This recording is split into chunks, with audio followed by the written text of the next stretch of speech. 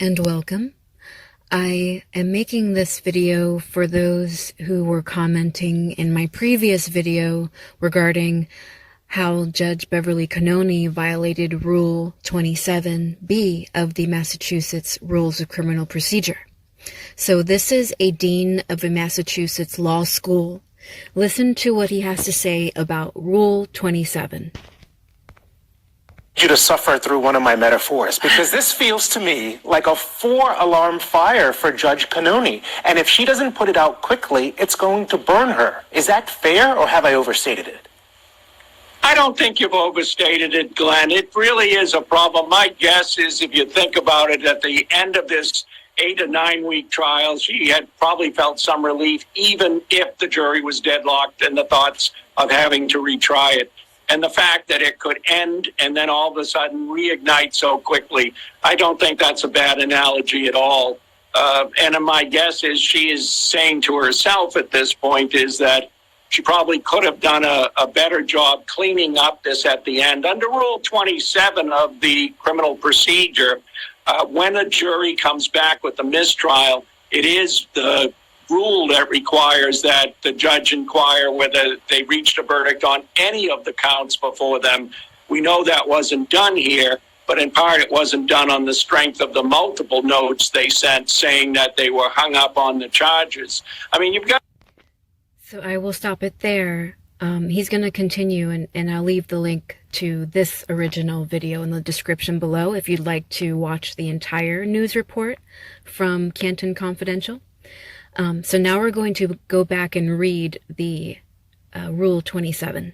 We are back to the mass.gov website, and this is Criminal Procedure Rule 27, Verdict. Again, for those who are confused regarding my last video, which was about Judge Beverly Cannone and how she violated Rule 27B, this is the Massachusetts Rules of Criminal Procedure.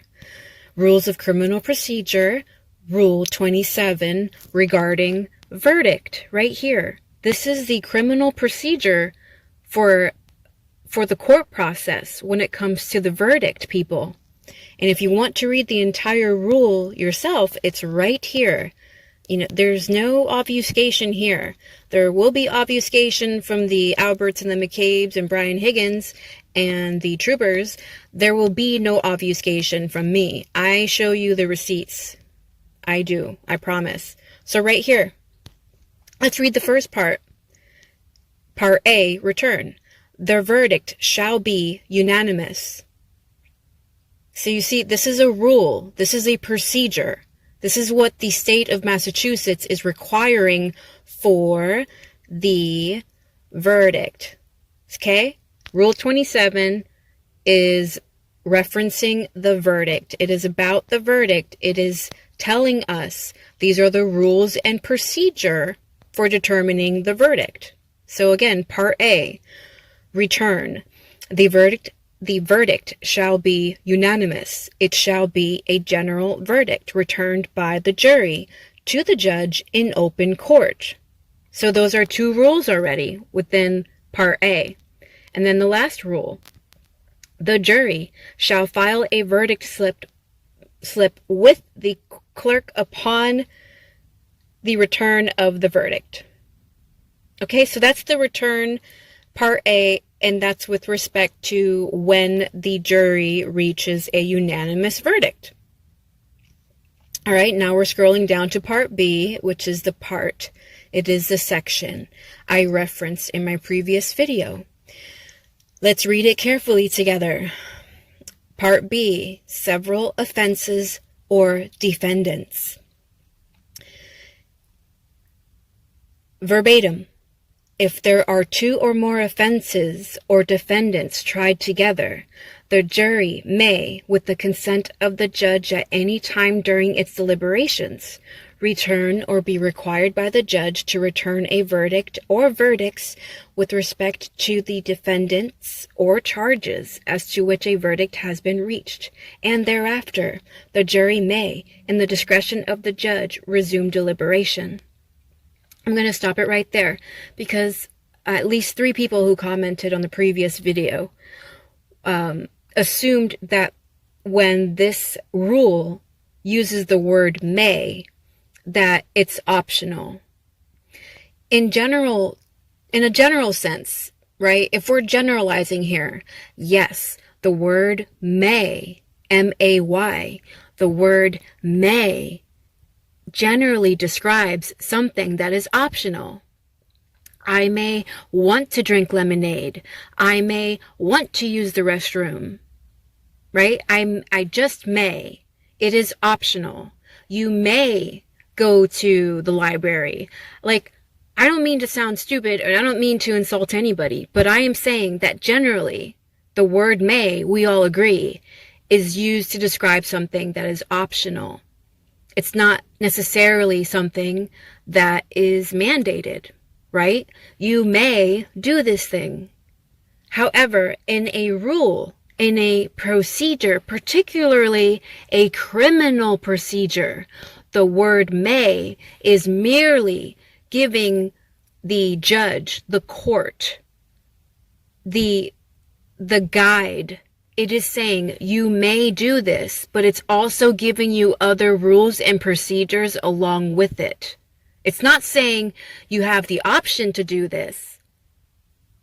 You'll notice it's not saying the judge may have the option to do this.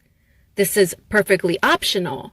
No, this is again, people, this is the Criminal Procedure Rule 27. This is the Massachusetts Rules of Criminal Procedure.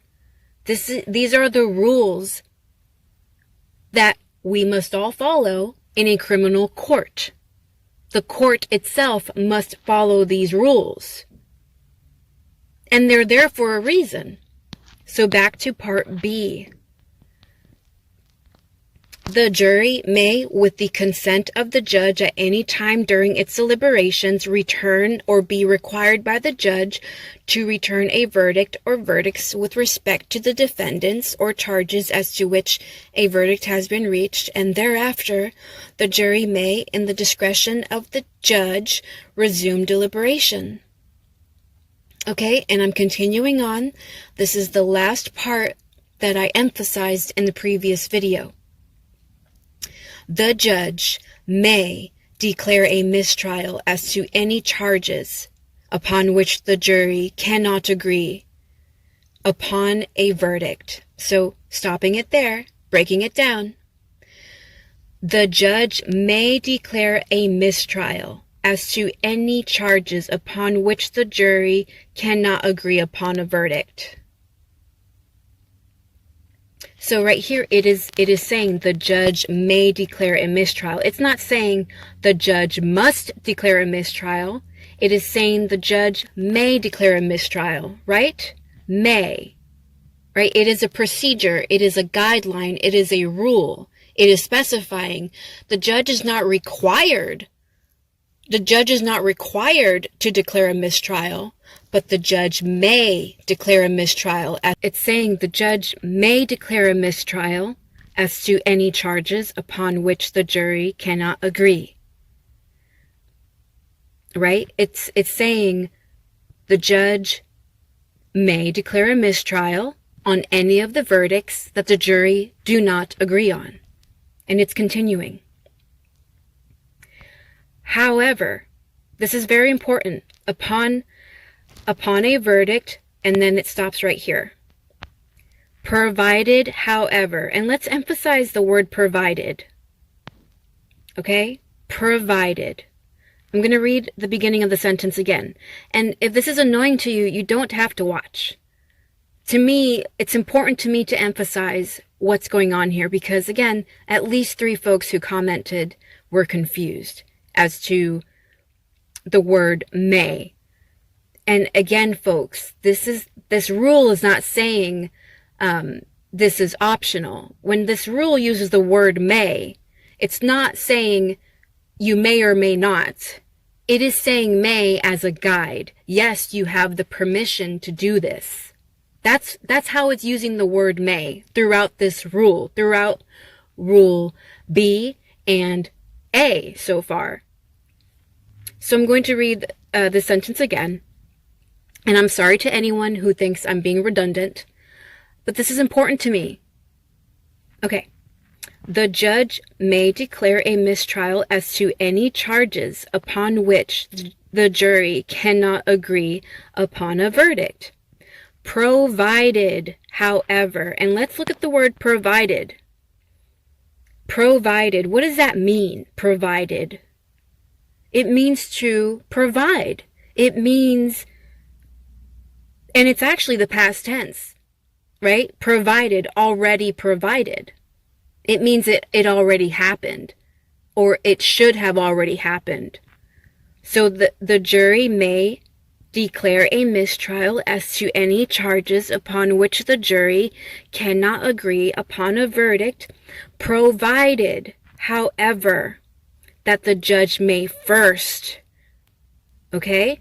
Provided, however, that the judge may first. So right here, this rule, this guide, this procedure is telling you that there is an expectation that before the judge can declare a mistrial,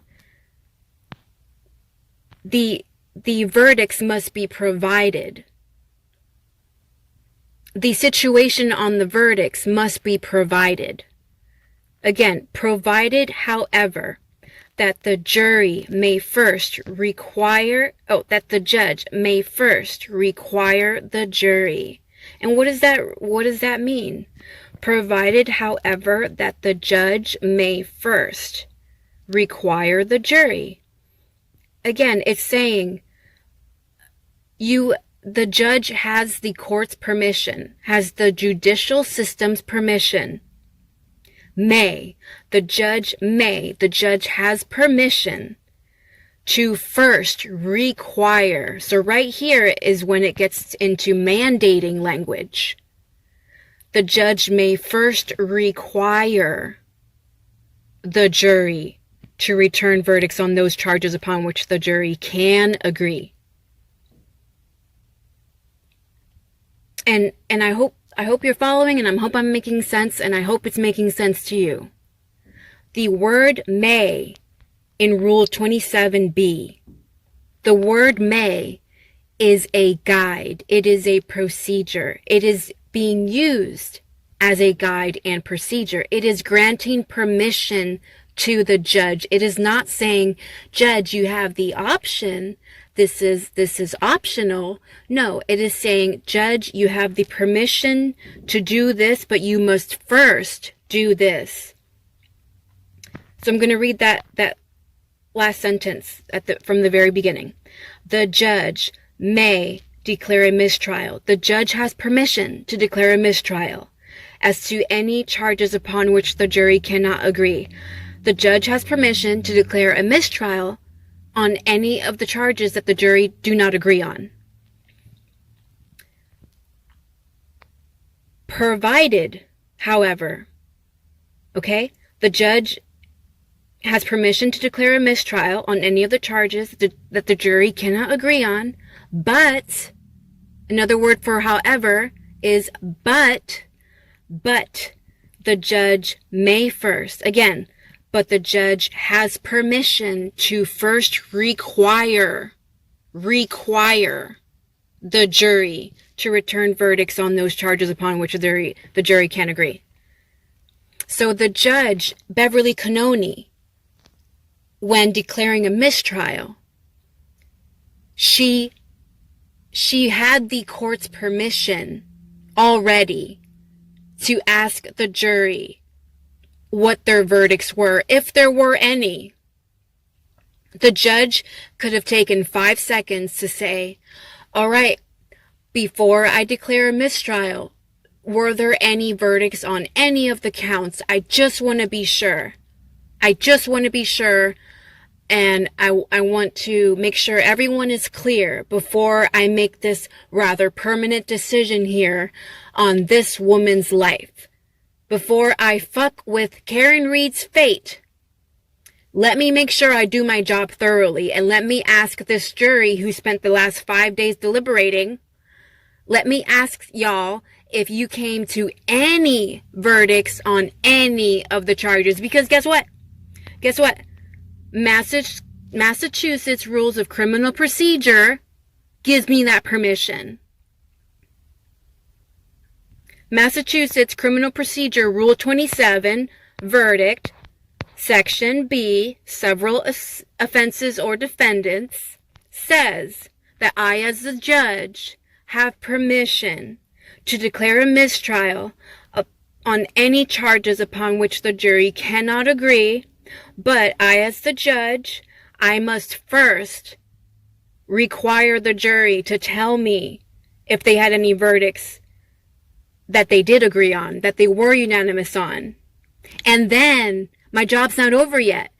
My job's still not over yet. And then, after I ask the jury if there were any verdicts on any of the charges, I must then direct that those verdicts be received and recorded on the record.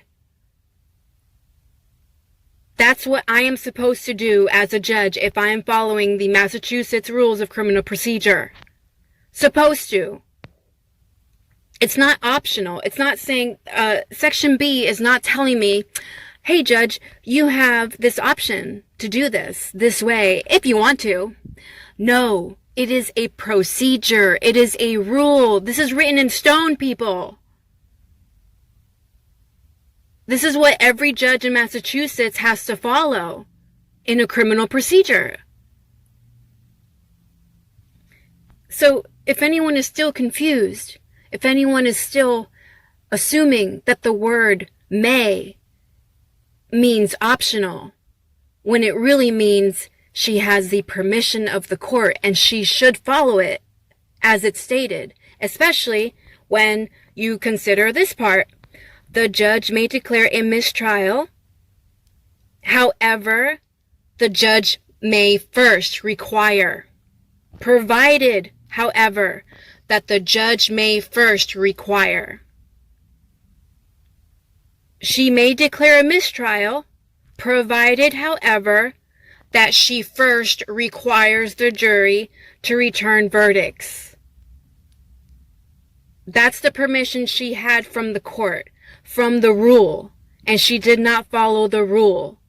She declared a mistrial on her own terms. She didn't follow any fucking rule, people. The judge didn't follow any fucking rule. She declared a mistrial on her own terms. Respectfully, to those who are assuming that the word may in this rule means this was all optional, I respectfully disagree. These are rules and procedures for a reason, and if she was a judge doing her job thoroughly that day, and if the 5 jurors who have come forward as of July 26th are telling the truth, if the 5 jurors are telling the truth, people, then Judge Beverly Cannone did not do her job that day. She did not. And again, even if the 5 jurors are not telling the truth, I know she didn't do her job because here's the rule right here. Here's Section B right here. The rule is right there. And everyone watching the trial, everyone who witnessed the mistrial, you all know she did not ask the jury if there were any verdicts. And it's okay if that doesn't rub you the wrong way. It's okay if that does not anger you. It's okay if you listen to the judge declare a mistrial and you shrugged your shoulders. That's fine. You can have your stance, but this is my fucking stance, and it pisses me off that she didn't fucking follow the rule. She did not. Rule 27B. She did not follow the rule. Thank you for watching.